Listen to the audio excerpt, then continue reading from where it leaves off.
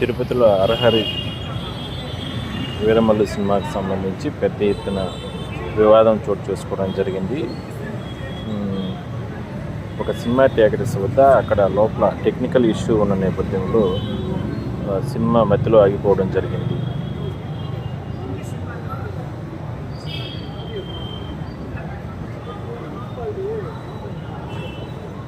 దీంతో ఆగ్రహించినటువంటి అభిమానులు మొత్తం గేట్లన్నీ ధ్వంసం చేయడం, దాని తర్వాత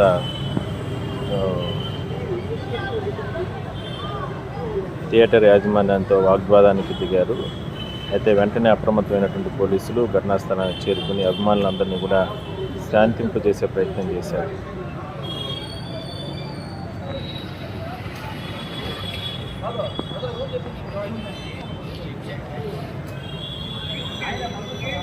భారీ మొత్తంలో టికెట్లు కొనుగోలు చేసుకొని డబ్బులు కట్టి అభిమానులను నిరుత్సాహం పరిచిన నేపథ్యంలో సినిమా థియేటర్స్ వద్ద వాళ్ళ యాజమాన్యం వాళ్ళకందరికీ కూడా ఈ టెక్నికల్ ఇష్యూ మిషన్లు కాస్త చెడిపోయిన కారణంగా సినిమా ఆగిపోయిందంటూ కూడా చెప్పడం జరిగింది. అయితే ఆ టికెట్లు కొనుగోలు చేసిన వారికి అందరికీ కూడా డబ్బులు కూడా రిటర్న్ ఇవ్వడం జరిగింది.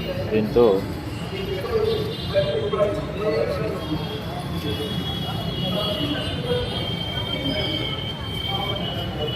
కాస్త శాంతించారని చెప్పుకోవచ్చు.